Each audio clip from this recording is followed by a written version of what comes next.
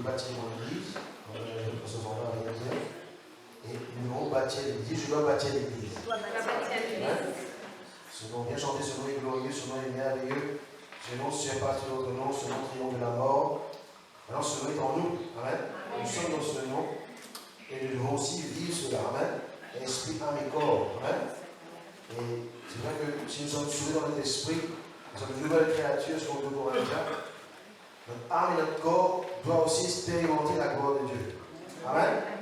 C'est important. Comme Jésus avait un corps glorieux, nous aussi devons passer par les étapes pour avoir ce corps glorieux. Amen. Hein?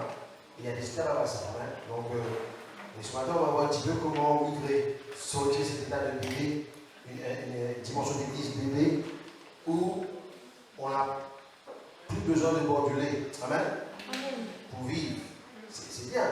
Les enfants, je connais, ils aiment bien boire du lait. Hein? Mais à un moment donné, il faut passer à la nourriture solide. Amen. Ce n'est pas une étape facile. Si vous avez des enfants, mais vous-même, la transition entre manger des choses de bébé, hein, le dîner, le lait, etc., c'est là, et passer à un moment donné à ceux qui sont des couleurs verts, hein, nourriture solide. Hein. Vous avez vu, hein, la transition, hein, ce n'est pas toujours facile. Il y en a qui ont plus de grâce pour faire passer la chose hein, dans la bouche, mais d'autres n'ont pas cette grâce. Hein, okay? Hein, et ce n'est que bien après, quand je voyais ma fille, vous ne voulez pas manger certaines choses, vous ne voulez pas, que j'ai réalisé que moi-même, quand j'étais petit, je ne voulais pas manger certaines choses. J'avais des techniques pour ne pas manger, des techniques pour ne pas manger. Hein. Mais spirituellement parlant, nous sommes un peu pareils. Il y a des choses qui nous plaisent dans la parole du Seigneur, dans la parole de Dieu, des choses qui ne nous plaisent pas. Il y a des choses aussi que nous ignorons. 2 choses fera que l'Église ne pourra pas avancer. C'est l'ignorance. Hein? L'ignorance et aussi le fait d'être satisfait de ce qu'on est. Amen.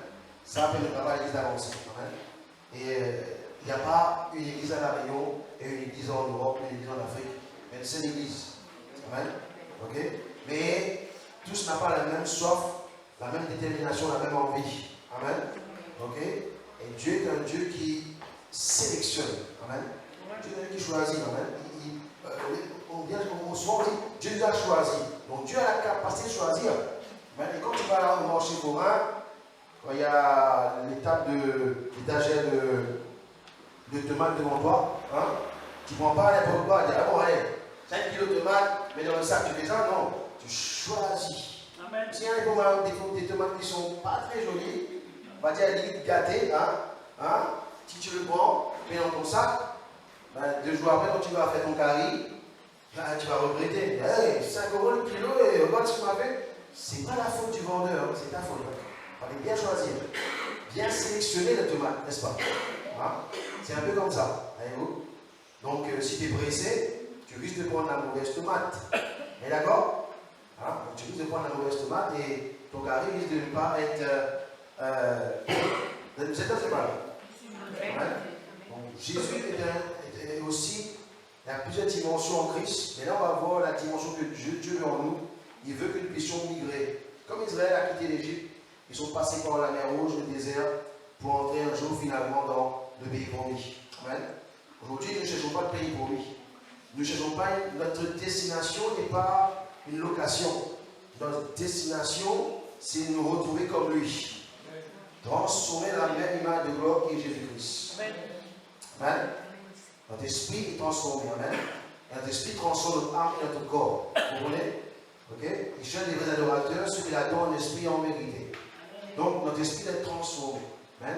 Et quand nous sommes dans la présence de Dieu, et chez vous, parce que ici, dans cette salle, dans l'église, nous n'aurons pas souvent le temps. Sinon, il faudra employer d'autres méthodes, mettant pas des choses, nous puissions nous rencontrer pour le faire. Ça, j'espère qu'on pourra le faire. Mais chez vous, vous avez le temps d'employer votre cœur, votre pensée à méditer, à rencontrer le Seigneur dans une nouvelle dimension. Amen. Vous avez le temps pour cela. Amen. Dis, j'ai le temps pour cela. J'ai le temps pour cela. Amen. Comment tu as beaucoup de temps pour cela? Amen. Tu vas me dire, on n'a pas le temps. Mais oui, on n'a pas le temps pour beaucoup de choses parce qu'on fait beaucoup de choses. On est pris. Il faut trouver du temps. Amen. Ok. Alors, on va voir quelqu'un maintenant qui va. On a abordé ça un petit peu vendredi dernier. On va continuer là-dessus. Amen. Jean 5 nous dit, verset 1er. Après cela, il y eut une fête des Juifs et Jésus monta à Jérusalem. Selon certaines théologiens, cette fête c'était la fête de Pâques. Amen. Or à Jérusalem, près de la porte des brebis, vous dites bien ça, la porte des brebis. Qui est la porte des brebis? C'est Jésus. Amen. Il y avait la porte des brebis, donc c'était spécifique. Il mentionne ici spécifiquement que pour passer dans le temple, il fallait passer par la porte des brebis. Et Jésus est la porte des brebis. Amen. Donc c'est l'image là, amen, de ce que Jésus est. Dans la parole de Dieu de Genèse, Apocalypse, comme vous lisez, vous devez comprendre qui est Jésus. Qu'est-ce qu'on parle, qu'est-ce qu'on dit de lui. Amen. C'est pour ça que beaucoup de personnes pensent que lorsqu'on est dans le Nouveau Testament, la Nouvelle Alliance, on n'a pas besoin de lire l'Ancien Testament. Bien au contraire, il faut lire. Il faut lire pour comprendre les choses. L'Ancien Testament, c'est l'ombre des choses qui devaient se manifester dans le Nouveau Testament. Amen. Et puis pourquoi ils se sont arrêtés, les pères fondateurs de l'Église se sont arrêtés à 66 livres de Genèse Apocalypse. Pourquoi? Parce que dans le lieu très saint, on vient chanter Tu es saint, n'est-ce pas, Kadosh, dans le lieu très saint, il y avait le chandelier. Et sur le chandelier, il y avait 66 décorations gravées là-dessus. C'était prophétique. Il y avait 66 décorations. Avec que la parole de Dieu, c'est une lampe à mes pieds, une lumière sur mon sang, mon sentier. Donc le Saint-Esprit se manifeste par la parole. Commençons, il se mouvait au-dessus des eaux, la Bible dit que la tête est informe et vide. Le Saint-Esprit se mouvait au-dessus des eaux. Ce n'était pas suffisant. Il fallait que Dieu maintenant développe quelque chose. Amen. Vous comprenez?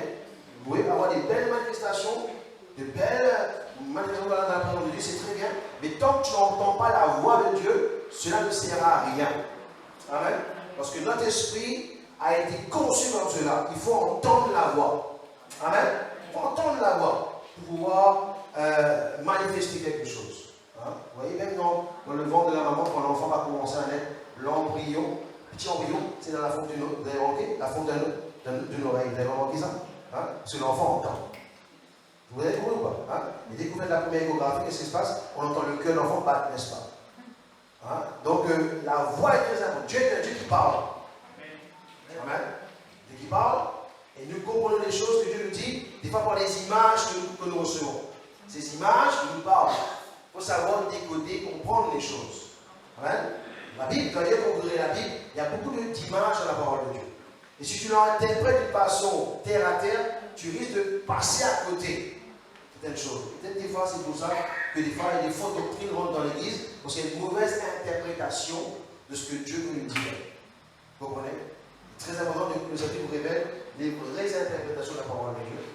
Sinon, votre foi sera chamboulée. Amen. Donc ici, il nous dit donc qu'il y avait donc à la porte des brebis, il y eut une piscine qui s'appelle en hébreu Bethesda et qui a 5 portiques.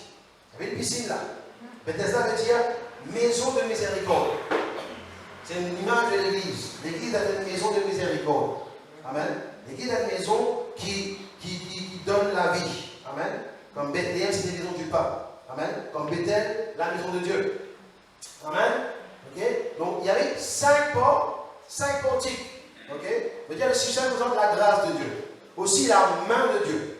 Amen. C'est comme ça. Et le Seigneur va dire, je vois un nuage qui monte de la mer, aussi petit comme une main, n'est-ce pas? Tu as 5 doigts. Et les 5 doigts représentent les 5 ministères.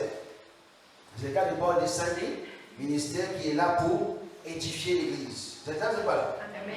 Amen. Ok? Donc, sous ces portiques maintenant, étaient couchés un grand nombre de malades. Tiens, il y avait un grand nombre de personnes. Tiens, un grand nombre de personnes. Un grand nombre de personnes. Ça, c'est l'image d'une église. Il y a beaucoup de personnes. Mais ils étaient comment? Dans quelle situation ils étaient ces personnes-là? Ils étaient malades. On ne va pas parler aujourd'hui du fait d'être malade physiquement, mais ils étaient aussi malades spirituellement. Mais ils étaient là, en train d'attendre que quelque chose se passe, qu'un ange arrive, se manifeste, qu'il puisse avoir la guérison. Vous allez bien comprendre que vous allez voir maintenant quelque chose de terrible va arriver. Quelque chose de terrible va arriver pour ces malades. Terrible. Jésus va venir dans ce lieu. Amen. Et c'est terrible. Il vient dans ce lieu, mes frères et sœurs. Et il guérit une seule personne. Vous êtes là? On va le lire. Il y avait un grand nombre de malades, ma soeur Alice.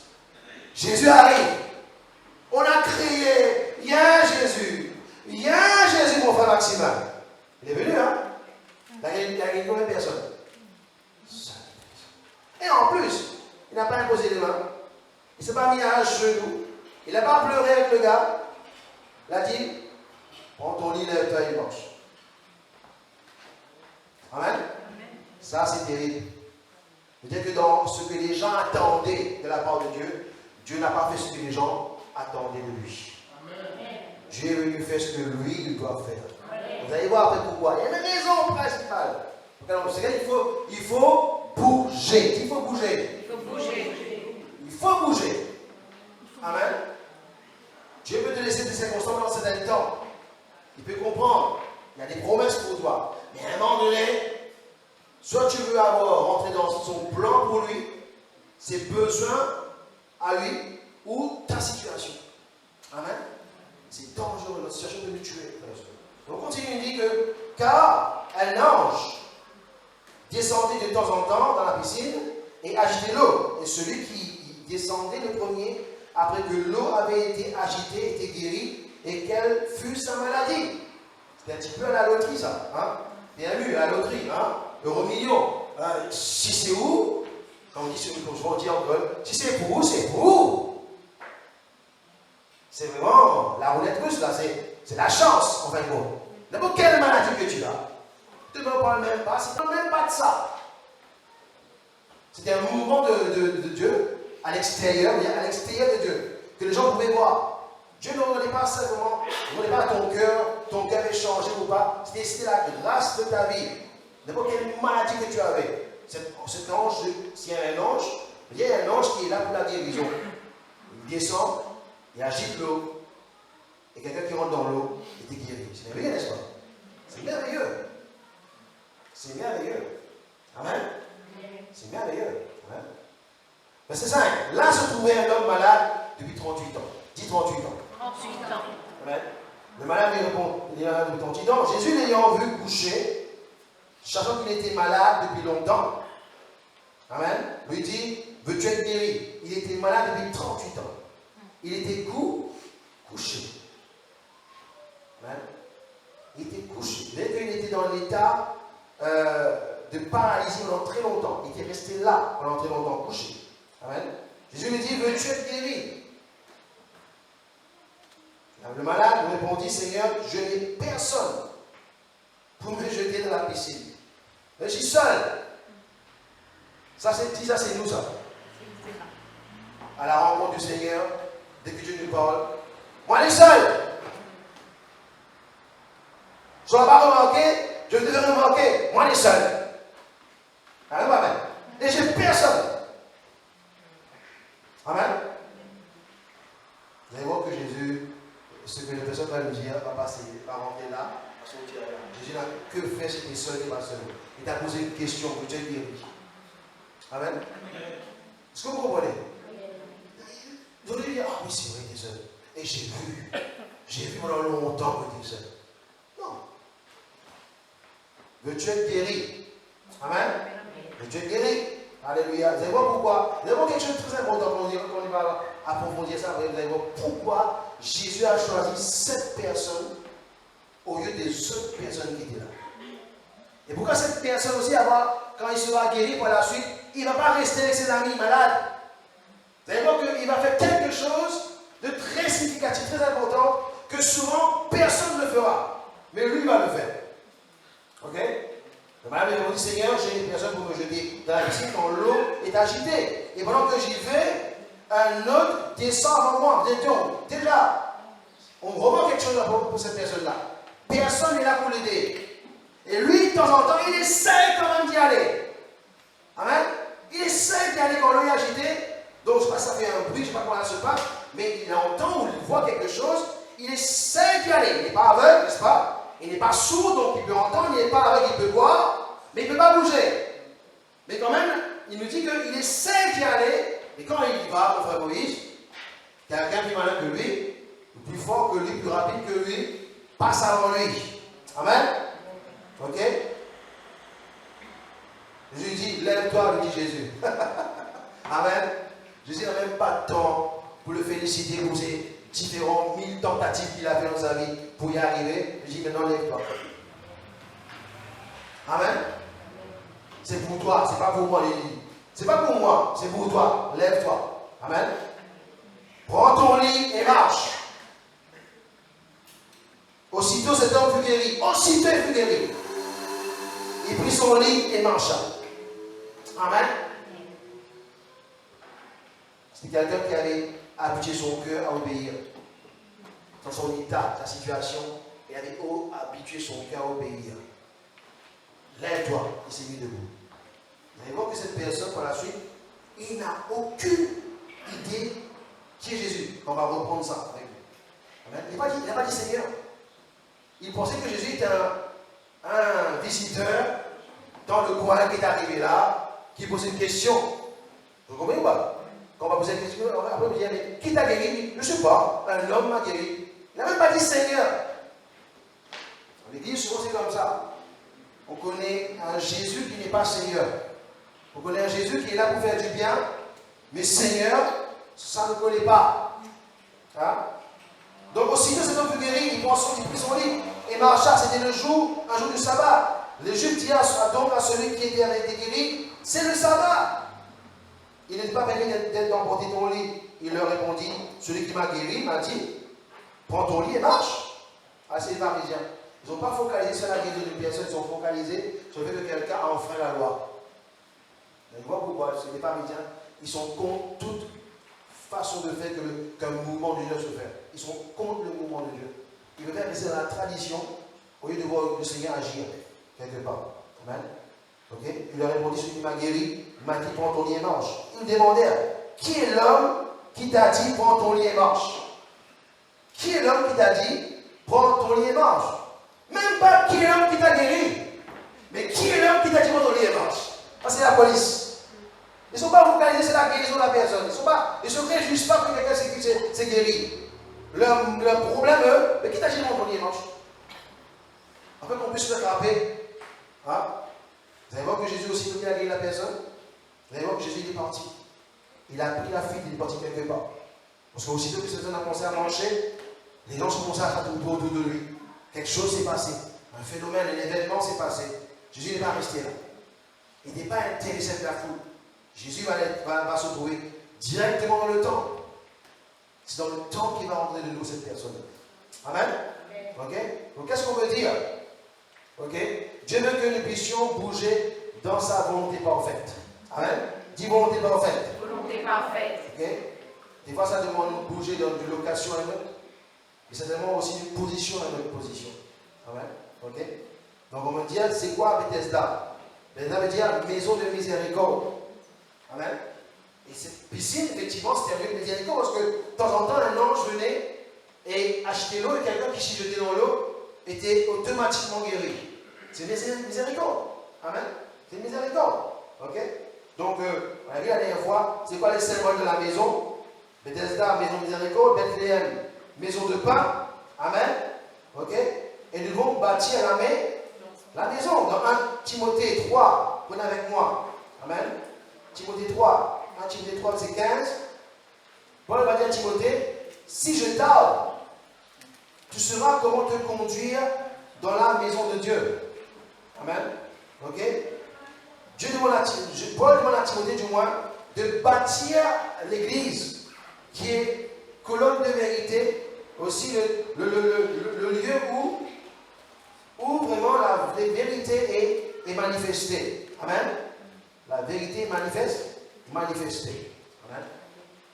C'est bien de lire les Actes des Apôtres, de voir comment Dieu a utilisé Paul, ouvrir les églises, guérir les malades, etc. Mais c'est encore mieux de comprendre aussi le cœur de Dieu dans les épîtres. Amen. L'église doit être bâtie. Dis l'église doit être bâtie. L'église doit être bâtie. Amen. On note ce verset, Timothée 3, 15, où Paul dit à Timothée, tu sauras comment te conduire dans l'église. Dis, il faut savoir comment se conduire. Comment bâtir l'église. Amen. Selon l'épître de Pierre, nous sommes des pierres vivantes. Amen. Nous sommes des pierres vivantes. Alléluia. Gloire à Dieu. Amen. Bethesda veut aussi dire un lieu de provision. Là, les gens venaient et étaient guéris. Leurs besoins était pourvu. Amen. Il y avait cette piscine aussi, n'est-ce pas? Une piscine était là, remplie d'eau, et l'eau représente la parole de Dieu. L'eau, quand vous avez des images de l'eau dans la parole de Dieu, ça va vous faire comprendre que c'est l'eau de la parole de Dieu. Ce que fait la parole de Dieu. Amen. Éphésiens 5, 26, vous pouvez noter, il dit que nous soyons sanctifiés et lavés par l'eau de la parole. Amen. Quand quelqu'un, il médite, il transforme son cœur par la parole de Dieu, sa vie est changée. Amen. Le péché s'en va, les choses du passé s'en vont, et de nouvelles révélations prennent place. Par la parole de Dieu. Amen. La puissance de la parole de Dieu. Amen. La parole de Dieu représente aussi le fait que quand quelqu'un il quitte le péché, il entre dans le royaume de Dieu. C'est comme Israël, ils ont quitté l'Égypte. Pour pouvoir quitter l'Égypte, ils ont dû passer par la mer Rouge. Amen. Ils ont dû passer par la mer Rouge. C'est l'image de la parole de Dieu. Amen. Quand ils ont quitté le Jourdain, le désert du moins, ils ont dû passer par le Jourdain. La parole de Dieu. Il y a tout dans la parole de Dieu. Amen. Souvent, des fois, nous attendons que Dieu fasse quelque chose d'extérieur dans notre vie. Il agit, il enlève un problème, mais toute chose commence par la parole de Dieu. Amen. Toute chose commence par la parole de Dieu. C'est important. Dis c'est important. C'est important. Ok? C'est important. Amen. Hein, je ne vais pas m'attendre là-dessus. Hein? Même Moïse, ça veut dire que le mot Moïse veut dire sauver des eaux. Veut dire que c'est la parole qui l'a sauvé. Il n'a pas été sauvé des eaux comme ça. C'est une image que la parole peut nous sauver. Amen. La parole sauve. La parole sauve. Et c'est très important d'être dans la parole de Dieu. Amen. Il y a les 5 portiques. Vous êtes d'accord? Éphésiens 4, notez-le, Éphésiens 4. Vous le verrez chez vous. Il parle des 5 ministères. Ok?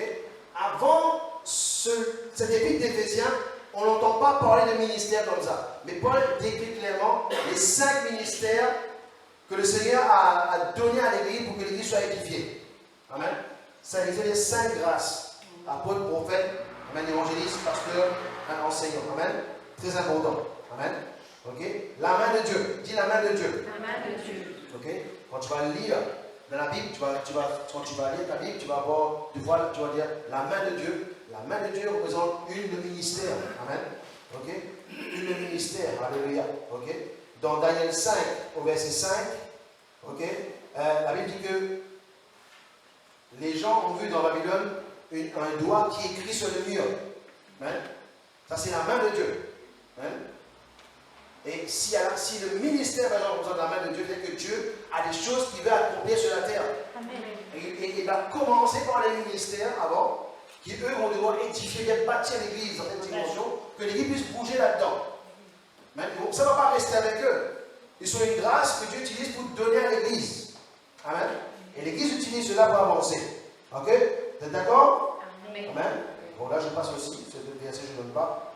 Amen. Mais notez ça. Le chiffre 5, c'est la grâce de ce ministère, amen, que je donne. Ok? On veut aussi que cette image dans Bethesda, il y avait quoi? Il y avait un grand nombre de malades. Vous êtes là? Amen. Mais un grand nombre de malades. Okay? Donc c'était une image d'une église où il y a un grand nombre de personnes.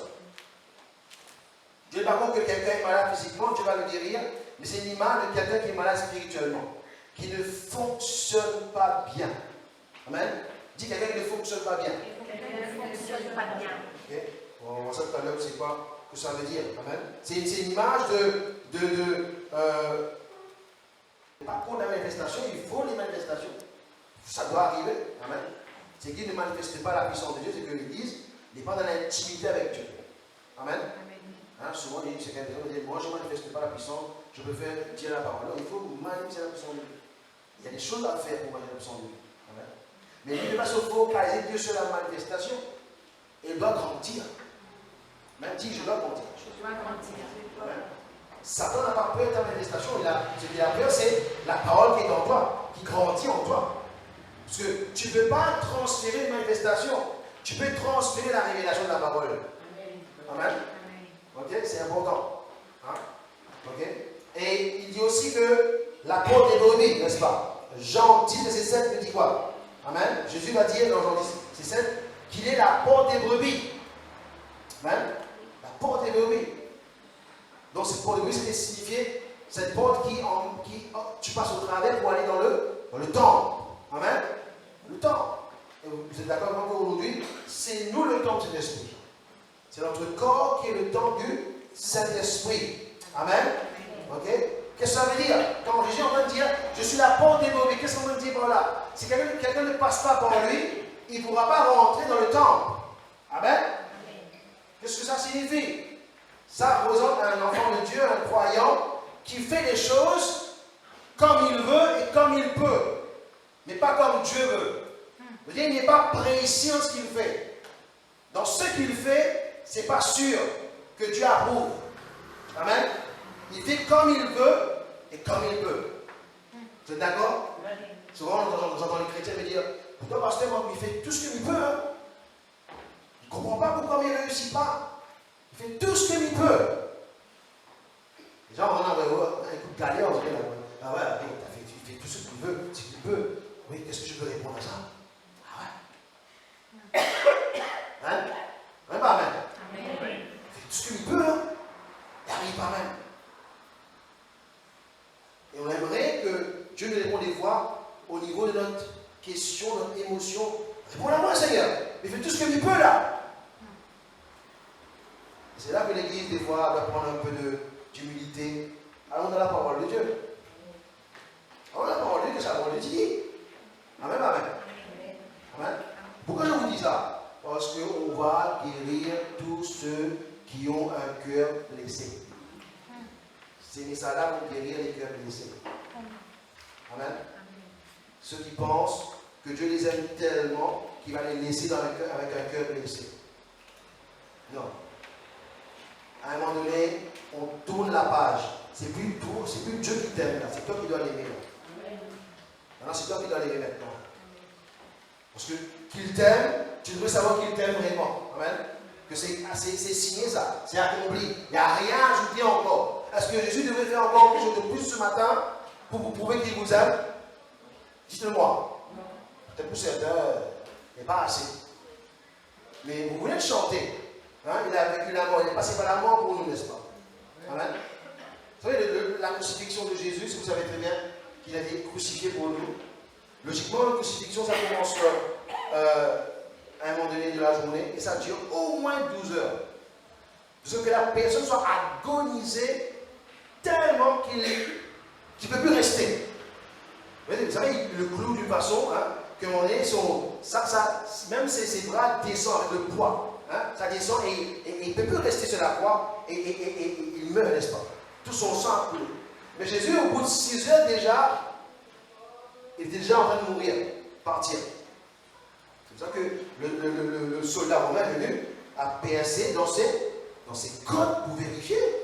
Et quand il a percé, effectivement, c'est même plus le sang qui a coulé, c'est l'eau qui a coulé. Vous comprenez? C'était étonné comment il peut mourir aussi vite que ça. Vous savez très bien que Jésus, ce n'est pas cette action qu'il a tué. Qu'est-ce qu'il a tué? Il a dit, Seigneur, Père, entre tes mains, je remets mon esprit. Il a expiré, son esprit est parti. Ce même esprit qui est venu le jour de la Pentecôte sur les apôtres, c'est cet esprit qui est parti. Amen. Il a expiré. Et qu'est-ce qui s'est passé là, quand il a expiré? On dit qu'il est mort, son cœur s'est arrêté. En fin de compte, qu'est-ce qu'il a tué? Son cœur a été brisé. Puis il a dit, Père, Père, mon Père, pourquoi m'as-tu abandonné? Amen. Donc ce n'est pas les coups de tuer qu'il a tué, ce n'est pas seulement on appelle c'est pas qu'il a tué, non. Son cœur a été brisé. Amen, amen. Mais il y a des gens, ils n'ont pas besoin de beaucoup pour être morts. Hein. Ils reçoivent une mauvaise nouvelle, ils meurent. Vous savez ça? Ils reçoivent un choc et ils meurent. Pas de coup de couteau, pas de coup de galet. Il a reçu une mauvaise nouvelle. Ou non? Son cœur a été brisé. Alors si lui, il a traversé ça, tu crois que ce matin, il va te laisser avec un cœur brisé? Un cœur malade? Un cœur offensé? Il peut faire ça? Non. Même si tu penses que ton cas est tellement compliqué, mais il ne peut pas te laisser comme ça. Amen. On va continuer. Vous êtes d'accord avec moi? Amen. Donc, pourquoi passer par la porte des brebis? Parce que c'est une dimension de notre vie. Il ne veut plus que nous soyons dans quelque chose qui n'est pas précis. On croit, on comprend un peu comme si, comme Dieu ne veut pas ça. Il veut quelque chose de précis. Amen. Hein? Dans 2 Corinthiens 5, 17, qu'est-ce qu'il nous dit? Je n'ai pas besoin de le citer. Vous le connaissez, nous sommes une nouvelle créature. C'est précis, non? Il n'y a pas plus clair que ça. Nouvelle créature. Maintenant, si toi-même tu te définis par ton passé, etc., mais tu es en train d'aller en dehors de la parole, tu ne passes pas par la porte, tu passes par la fenêtre. Il te dit tu es une nouvelle créature, cela devrait être acté déjà dans ton cœur. Point la ligne. Pas besoin de rajouter quoi que ce soit là-dessus. Tu es une nouvelle créature, point. Dis point. Amen. Ok?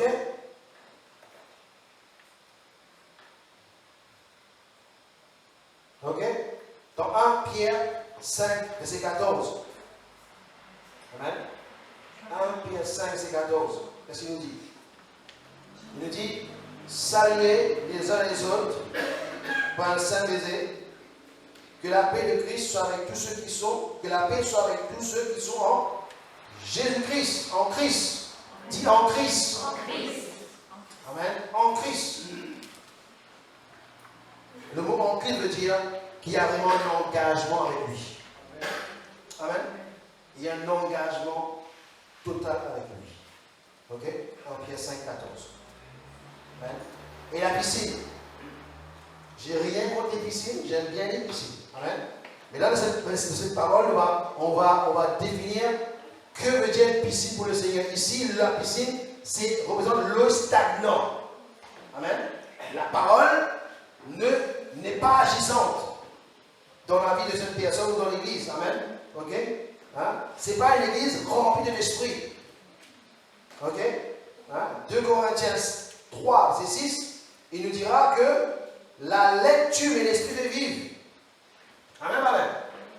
Donc vous pouvez entendre de matin jusqu'au soir les versets de la parole de Dieu, mais à un moment donné, il faut que ça se manifeste dans votre cœur.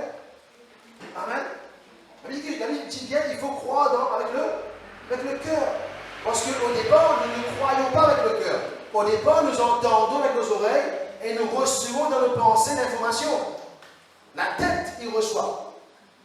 Mais le cœur demande un engagement personnel. Amen, amen. Quelqu'un me dit, mais je suis venu à l'église, j'ai écouté, rien ne s'est passé. Oui, parce que tu as écouté avec tes oreilles, tu as reçu l'information avec tes pensées, ton raisonnement, mais ce n'est pas descendu dans ton cœur. Il n'y a pas eu d'action qui va suivre par la suite. Amen. C'est très important. Ça veut dire que la parole de Dieu fait une forme de stagnation dans ton environnement. Il ne peut pas bouger. Est-ce que vous êtes là? Amen. Amen. C'est pour cela, l'image que nous avons devant cette piscine, c'est qu'il y avait beaucoup de gens qui étaient mal, impotents, impuissants. Ils ne pouvaient pas avancer. Et c'était là, alors qu'ils devaient être dans le temple. Vous êtes trop figés, c'est les malades. C'est le gars qui est malade en 38 ans. Ce lieu-là n'était pas fait pour les malades, ça. Mais il s'est venu par accident, par les traditions, à un moment donné, il est venu comme ça. Vous comprenez ou pas? Un était guéri un jour, il a vu un homme descendre, secouer l'eau, agiter l'eau. Du coup, les 50 000 sont venus. Vous comprenez ou pas? Mais ce lieu, mes frères et sœurs, ce n'était pas un lieu de piscine, là. C'était le temple. Vous êtes pas là? Dieu n'avait pas fait ce temple-là pour qu'il devienne bien nage en piscine. Mais la situation, c'est des chrétiens qui restent dans leur situation. Alors cela leur donne une condition. Alors il ne peut pas bouger, il ne peut pas changer de position. Amen. C'était beaucoup là. Mais c'est des enfants qui ne voient pas rien, qui n'arrivent pas à avancer, qui n'arrivent pas à bouger. Amen. Ok? C'est des chrétiens qui, à un moment donné, commencent à pas bien fonctionner. Vous comprenez? Ça ne fonctionne pas bien. Amen. Hein? Ok? Parce que si quelqu'un est aveugle, et que l'ange arrive et bouge l'eau, gloire à Dieu. Mais il est aveugle. il ne peut pas voir. Donc s'il est autant que l'homme va venir, il ne va pas voir. Vous comprenez ou pas? Il ne va pas voir. Est-ce que vous comprenez? Chaque fois, il va rater son bien parce qu'il ne peut pas voir. Maintenant, quelqu'un est paralysé. Il peut voir l'ange bouger l'eau. Mais il est paralysé. Il ne peut pas marcher tout seul. Vous comprenez ou pas? C'est tout cela. Pas dans le temps. Mais quand Jésus est venu, qu'est-ce qu'il a fait? Qu'est-ce qu'il a dit à la personne? Lève-toi et marche. Amen, amen. Il n'est pas venu pour changer la situation. Il est venu donner la parole. Et tout de suite, il est rentré dans les temps. Amen. Ok? Ça, c'est une image que nous ne devons pas rester dans nos situations. Et pas parce que la situation ne change pas que tu attends que ça change. Il faut bouger. Si tu restes dans la situation, tu attends que ça change, tu risques d'attendre longtemps. Ta situation peut devenir ton idole. Amen. Ils ont vu Moïse, ils n'ont pas vu Moïse pendant 40 jours. Ils demandent à Aaron, mais on ne voit plus Moïse. Qu'est-ce qu'on fait? Aaron dit, ben, je ne connais pas, mais bon, ce que je peux faire, mais j'en ai des boucles d'oreilles d'or, en or, des bagues en or, ramène tout ça, il doit fondre tout ça, il doit faire un vol d'or. Ils ont fait. Et après, il va dire, voilà Israël, ce vol d'or t'a délivré d'Égypte. Donc quand Moïse est là, tout le monde y prie. Quand Moïse n'est pas là, il fait vol d'or. Il y a des églises comme ça. Si le pasteur n'est pas là, tout le monde fait la fête. Vous comprenez ou pas? Ça, c'est pas l'église. Amen. Donc cet homme maintenant, cet homme, il avait été malade pendant 38 ans. Deutéronome chapitre 2, verset 14. Amen. Deutéronome chapitre 2, verset 14, nous parle d'Israël qui a tourné dans le désert pendant 38 ans. Et pendant ces 38 ans, qu'est-ce qui s'est passé après ces 38 ans? Tout le monde est mort dans le désert. Le chiffre 38 ici, c'est synonyme d'un peuple qui s'écarte dans le désert, qui est égaré dans le désert. C'est un peuple qui va nulle part. Dis nulle part. Nulle part. Il va nulle part. Il avance, mais à la fin, il a remarqué qu'il va nulle part. 38 ans. 38 ans, il dit, j'ai personne pour m'aider pour m'emmener là-bas. 38 ans, je suis malade. 38 ans, il était malade. Amen. Ok? Hein? Et parce qu'il était resté pendant longtemps dans cette situation, souvent, qu'est-ce qui arrive? La tradition s'installe. Une condition s'installe. On s'adapte même à cette situation. Ok? On s'adapte à cette situation. Jésus lui dit maintenant, verset 6, veux-tu être guéri? Des fois, la situation devient tellement normale que c'est anormal de changer. Amen? C'est anormal de changer. Et parce que des fois, il y en a qui ne veulent pas changer aussi. Jésus lui pose moi la question, veux-tu être guéri? Parce qu'il y en a qui ne veulent pas être guéri. Mais non, si moi tu es encore jeune, tu es guéri, mais là, ça ne sert à rien. On n'a plus l'intérêt de faire une entreprise, de marier. Laisse pas comme ça. Il y en a qui sont comme ça. Il y en a des gens que tu vas s'approcher d'eux, tu vas dire, mais on peut prier pour toi? Non. On est fatigué là, il veut partir. Prie plutôt que ça va. Vous avez jamais entendu des gens comme ça? Moi j'ai rencontré beaucoup de gens comme ça. Quand tu arrives, tu veux prier pour lui. Prie pas pour moi. Moi il veut partir. Vous comprenez? Est-ce que vous comprenez? Ça veut dire qu'il te soit fait selon ta foi. Amen. Parce que la condition peut nous affecter. La condition peut parler à notre place. Peut décider pour nous. Peut nous manipuler. Voilà la condition. Et on s'adapte à nos conditions. Amen. Il dit quoi? Veux-tu être gay? Il dit, mais monsieur. Il dit pas Seigneur. Il dit Seigneur. Il a dit Seigneur. Vous venez chez vous après, avec un bon café, côté de chez vous, un bon gâteau, vous ne connaissez pas, un bon TV, vous ne connaissez pas. Il ne va pas dire Jésus, il va dire Seigneur. Il dit Monsieur, personne ne peut être à moi. dit Jésus? Elle a dit Seigneur? Il a reconnu Jésus? Il a reconnu le Seigneur? Non! Dis non! Non! Le Seigneur était à même pas deux pas de lui. Il a reconnu le Seigneur? Non! Pourquoi il n'a pas reconnu le Seigneur? Pourquoi?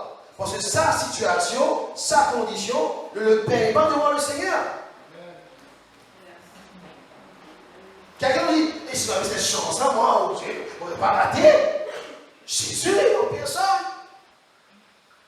Il a reconnu le Seigneur? Non. Non. Que Dieu vienne parmi nous, qu'il descende, qu'il fasse le feu apparaître, ne changera pas ta vie.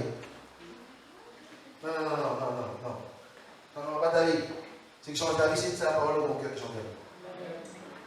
Amen. Amen, amen. Il appelle monsieur au lieu de dire Seigneur. Ok? Il dit, j'ai personne pour m'aider. Hein? C'est-à-dire que pour lui, son problème, c'est qu'il n'y a personne qui peut prendre la responsabilité de son problème. Comment il fait? Il n'y a personne pour m'aider, personne qui voit comment moi il est là-dedans. Personne ne pourra prendre ma responsabilité. Amen? Dieu ne veut pas ça. Il veut que tu bouges dans notre dimension. Amen. Quelque part, sa prière n'était pas une prière exacte. Seigneur, je ne demande pas grand-chose. Quand l'eau est agite là-bas, emmène-moi au moins 2 personnes. Je ne demande pas beaucoup, moi. Et que ces 2 personnes m'emmènent là-bas pour être guéris. Romain. Sa prière est pas mal, n'est-ce pas? Vous êtes d'accord avec moi? Sa prière n'est pas mal. Mais il prie selon ses circonstances. Amen. Il prie selon ses circonstances. Ok? Jésus, il arrive dans ce lieu, Bethesda, une multitude de malades. Dans d'autres versets, la Bible dira que Jésus était ému de compassion pour ceux qui étaient malades. Vous êtes d'accord? Mais à ce moment précis, à Bethesda, dans ce moment-là, Jésus n'a guéri personne, c'est une seule personne. Est-ce que Jésus a changé? Jésus a eu tellement d'attaques, tellement d'accusations, qui disent c'est bon, il ne veut plus guérir. C'est ça que vous croyez? Tu es découragé? Il donne à cause de lui, il parle de lui. Jésus dit c'est bon, moi guérir, il ne veut plus. C'est ça qui s'est passé ou pas? Non. Jésus a bien dit je ne fais pas rien par moi-même, je fais ce que mon Père me demande de faire. Vous comprenez? Maintenant, ce que le Père, il n'a pas vu que 2 personnes étaient malades. Donc le Père l'a dit en Jésus, il ne pense pas aux autres. Hein? Qui dit le Père ne pense pas aux autres? Il voit quelqu'un en train de souffrir, qui crie à lui, mais le Père, Jésus est là. Il ne peut pas guérir quelqu'un dedans. Allez, la deuxième. Une exception, comme on dit souvent. Quelqu'un va dire, pour vous, je ferai une exception, monsieur ou madame. Hein? Une petite exception. Parce là-dessus, n'est-ce pas? Vous êtes pas là. Ce n'est pas le plan de Dieu.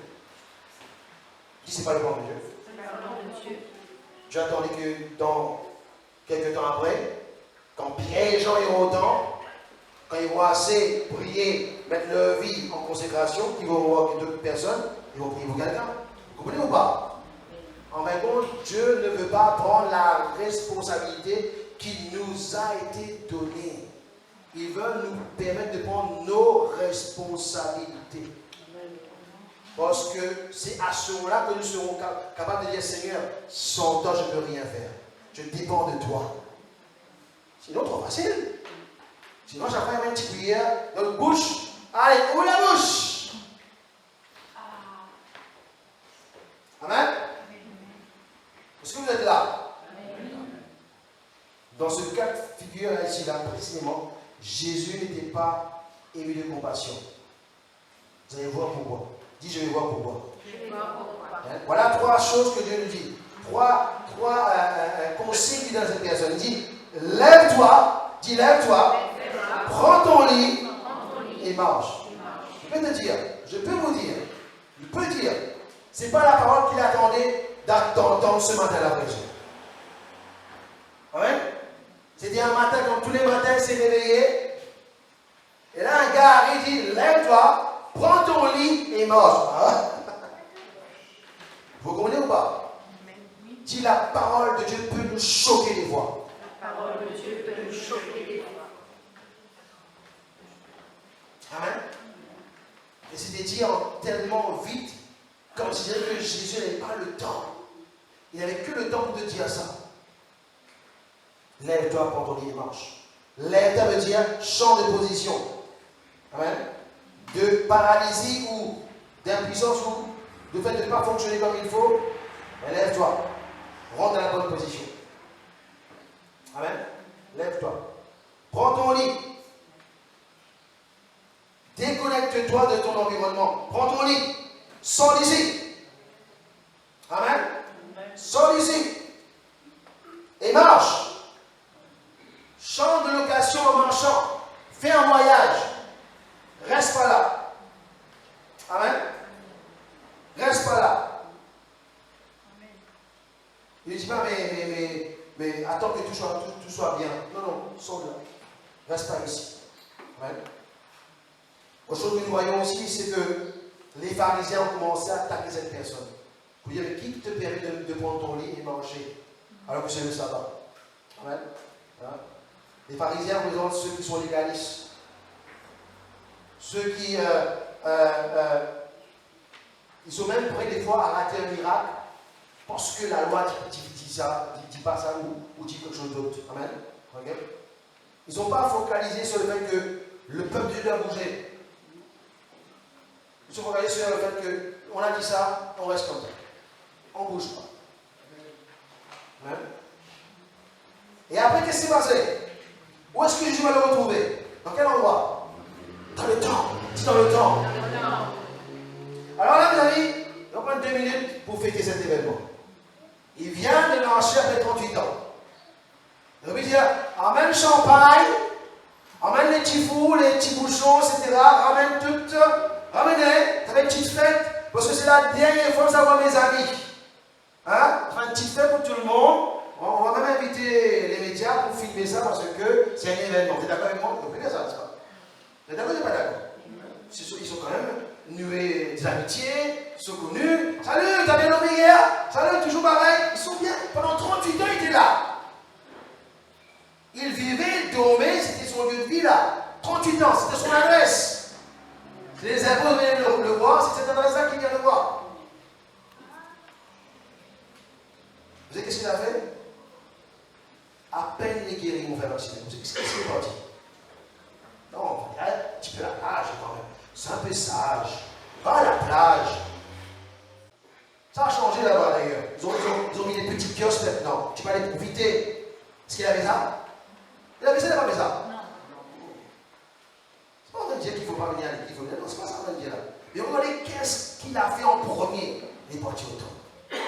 Là, veut dire qu'au départ, son but, son intérêt, à l'origine, ce n'était pas de rester à la piscine, lui. Il voulait aller au temple. Ah! Il rêvait chaque jour qu'il irait au temple. C'est pour cela, quand Jésus est venu dire, lève-toi, prends ton lit et mange, il n'a pas réfléchi 2 minutes. Hein. Si c'était nous, on va réfléchir Jésus. Si ça vient de toi vraiment. Que telle sœur a une prophétie demain va confirmer la chose. Lui, à l'instant que Jésus lui a dit, lève-toi, prends ton lit et mange, il s'est levé, il est parti dans le temple. Pourquoi? Il cherchait qui? Il cherchait Jésus. Il ne connaît pas Jésus. Il a compris que cette parole-là ne peut pas venir d'un homme. C'est Dieu seul qui m'a donné cette parole. Amen. Tout le monde a entendu qu'un ange arrive, gloire à Dieu. Mais il a vu un Dieu lui-même venir vers lui. Jésus n'a pas dit qu'il ira au temple. Mais dans son cœur, il a compris, je vais être là où il est, je vais le chercher. Il va rester là. Il dit, ah ouais, un jour, partir. Alors, regarde-moi, c'est pas comme vous. Hier, moi, je ne vais pas partir. Vous êtes toujours là. Il n'a pas commencé à discuter, converser avec les gens. Il est parti au temple. Amen. Dis, il est parti au temple. Il est parti au temple.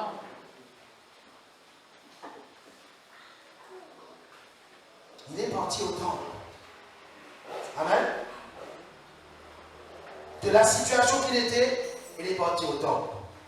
Amen. Dis le temple. Le temple. Dis le temple. Le temple. Dans le verset, Luc chapitre 2, au verset 37. Luc chapitre 2, verset 37. La Bible parle d'une femme qui s'appelle Anne. Anne, elle s'est mariée, et à peine elle s'est mariée, son mari est mort. Elle est partie au temple. Elle mettait sa vie à disposition du Seigneur pour prier jusqu'à ce que l'enfant Jésus puisse arriver. N'est-ce pas? Elle a passé sa vie, toute sa vieillesse, toute sa vie, elle a passé au temple pour prier. Dis le temple. Une autre personne encore s'appelle Siméon. Amen. Siméon, le chapitre 2, verset 25. Dieu avait dit, avant de mourir, tu verras l'enfant Jésus. Et tous les jours, il allait jusqu'à qu'un jour, quand il arrive, qu'est-ce qu'il voit? Il va l'enfant Jésus en train d'être consacré, présenté devant le prêtre, n'est-ce pas? Tous les jours. Dis le temps. Voilà, certaines personnes, des fois, Dieu ne peut pas les utiliser parce qu'ils ne pensent pas à l'intérêt du royaume. Ces personnes pensent à l'intérêt du royaume. Et Dieu vient les voir précisément. Amen. Précisément. Ok? Hein? Ok? Et Luc chapitre 2, verset 46, vous verrez aussi que Jésus va dire je suis venu faire le travail de mon Père. Amen. Quand ils l'ont cherché pendant 3 jours, ils ne l'ont pas trouvé. Pensez qu'il était perdu. Pensez peut-être que l'enfant a fait une fugue quelque part. Non. Quand ils sont revenus 3 jours après au temple, ils ont revu Jésus en train de parler, discuter la parole de Dieu avec les maîtres de la loi, les docteurs de la loi. Mais on t'a cherché, tu étais où? Il dit, mais est-ce que vous ne savez pas? Il dit, mais je pensais que vous savez que je suis venu faire le travail de mon Père. Vous ne le savez pas? Je vous rappelle. Alors, si déjà petit à 12 ans, son intérêt c'est faire le travail de son Père, qui sont ses vrais amis? Comme il a dit un jour. Qui sont vraiment ma soeur, mon frère, papa, maman? Qui sont-ils? Ceux qui font la volonté de mon Père. Amen. Et quand quelqu'un comme lui, il est dans 38 ans, il est guéri à ce niveau-là, son seul intérêt c'est faire la volonté de celui que Dieu a envoyé vers lui. Amen, amen. Vous voyez là, comment, c'est pas que Dieu ne nous aime pas, il comprend nos circonstances, mais Dieu est au-delà de nos circonstances. Il est au-delà de nos états d'âme, n'est-ce pas? Et ce qu'il veut, c'est que nous choisissions la bonne voie, c'est sa volonté, c'est son temps, frère et soeur. Amen, amen. Et la personne va dire, moi en tout cas, j'ai personne pour m'aider pour aller là-bas. Et Dieu savait, même quand il n'y avait personne, il essayait comme d'y aller. Hein? Ça veut dire que c'est quelqu'un qui ne va pas se trouver d'excuses pour y aller. Il ira. Maintenant, vous savez pourquoi il voulait être guéri. Pourquoi il voulait être guéri là-bas pour aller au temple. Amen, amen. C'est pour ça que Jésus a bien posé la question. Veux-tu être guéri? Amen. Il a bien posé la question. Veux-tu vraiment être guéri? Il dit oui. Parce que je veux aller au temple. Amen. Dis je veux aller au temple. Alléluia. Ok. Hein? Dans Hébreux chapitre 10, verset 25, notez le verset. Amen. Hébreux 10, 25. On va prendre ce dernier verset, on va prier. Ici, la parole nous encourage à ne pas abandonner notre assemblée. Amen. Tiens, ne pas abandonner notre assemblée. Amen. Ok. C'est quoi l'assemblée? C'est un lieu de relation. Dis, c'est un lieu de relation. C'est un lieu que Dieu te construit. Tu sors cette mentalité d'indépendance, de solitaire, où souvent on entend dire le salut est personnel. Oui, le salut est personnel. Mais le royaume, le corps de Christ n'est pas personnel. Amen. Non, non, non. Même si ton ongle, tu ne le calcules pas de temps en temps. Hein? Tu ne calcules pas ton ongle. Mais crois-moi, si on arrache ton ongle dès le matin, tu auras très mal. Ou non? Oui. Tu auras très mal. Et que quand quelqu'un essaie de t'arracher du corps, tu auras mal. Amen. Des fois, les gens dans l'église, ils ont mal parce qu'ils ne sont pas assez connectés au corps de Christ. Ils viennent à l'église, mais ils ont comme cette mentalité. Je viens à l'église, mais je suis seul. Je viens à l'église, mais j'ai mes problèmes. Je viens à l'église, mais personne ne me comprend. L'église devient ce lieu qu'appelle l'église. Beaucoup m'ont dit oui, l'église c'est un bâtiment, l'église c'est un rassemblement de personnes, etc. Mais qu'importe, comment tu vas le définir? L'église c'est le lieu que Dieu t'a appelé pour y être. Amen. L'église est très importante. Ça, ce n'est pas des choses que quelqu'un a inventées, c'est Dieu qui a inventé ça, qui a créé ça, qui a mis ça en place. Amen. Et il dit, n'abandonnez pas votre assemblée. Amen. Surtout, il dira, dans le verset, voilà, il dira, alors que le jour, ça approche. Lisez ici. Alors que vous voyez s'approcher le jour. De quel jour il parle? Amen, amen. De quel jour il parle? Parce que Dieu ne va pas sauver un homme, il va sauver un corps. Il va élever un corps. Amen. Mais si l'ombre ne se trouve plus sur cet endroit, qu'est-ce qui va se passer? L'ombre va pas partir. Il ne va pas être transformé. Vous comprenez? Donc tout doit être là pour être transformé. Amen. Oui, il dit que Satan, il cherche qui dévorer. Il y a une tactique, lui. Il isole la personne.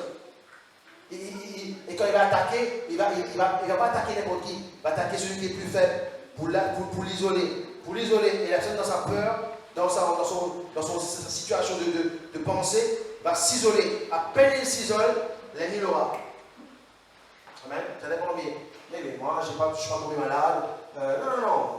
Parle pas maladie. Parle pas la manifestation de quelque chose. Parle des doutes.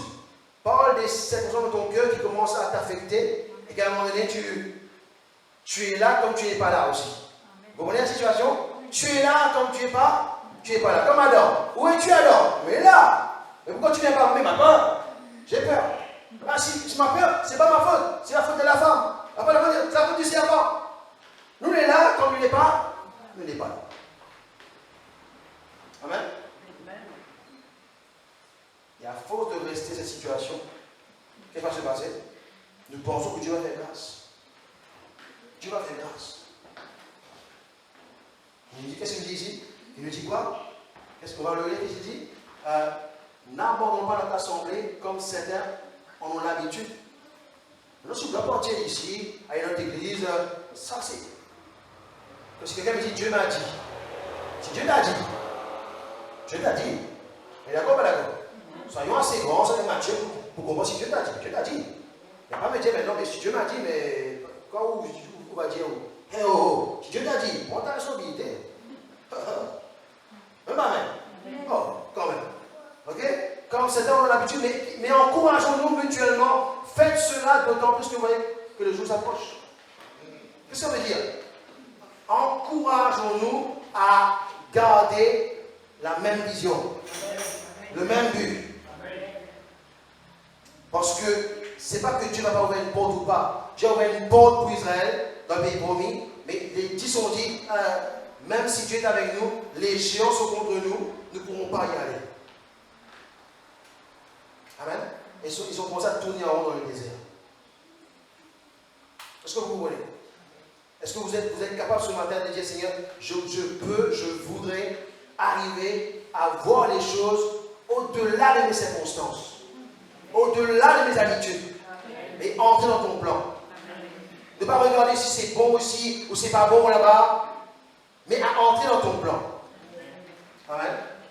Parce que beaucoup de personnes espèrent que vraiment ils soient transformés avant, après Dieu va faire. Non, Dieu t'a vu déjà, tu n'étais pas bon déjà.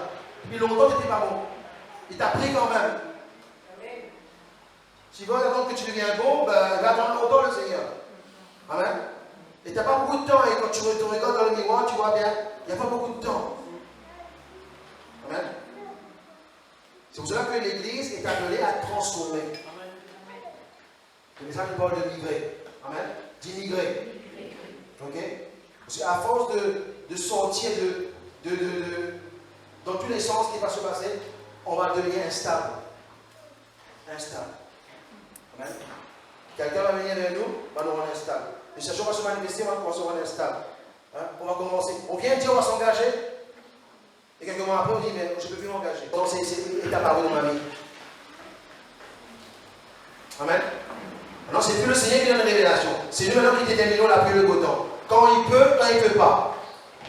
C'est nous qui disons, Seigneur, c'est possible là, mais là, la semaine prochaine, ce ne sera pas possible. Et si la semaine prochaine, c'était la semaine qu'il fallait vraiment être prêt. Amen. Parce que Dieu met la pression sur nous, non? Non. Pour tu es, Dieu peut te toucher, Dieu peut t'utiliser. Effectivement, amen. Mais on parle de ton cœur ce matin. Ton cœur ne doit pas figer dans la circonstance que tu es. Amen. 38 ans, il est revenu l'espoir. Est-ce que vous êtes là? Amen. Est-ce que l'église est là ce matin? Amen. Essayez de comprendre ça. Parce que la grâce de Dieu évolue au fur et à mesure. La grâce de Dieu ne reste pas figée. Elle évolue. Amen. Il y a beaucoup de choses qu'on va pouvoir aborder pour la suite. Mais la grâce de Dieu ne reste pas figée. Amen. Je ne dis pas que quelqu'un est malade ou il y a une situation. Il donne la grâce pour changer les choses. Amen. Mais ce que Dieu veut plus pour nous, c'est notre transformation. Amen.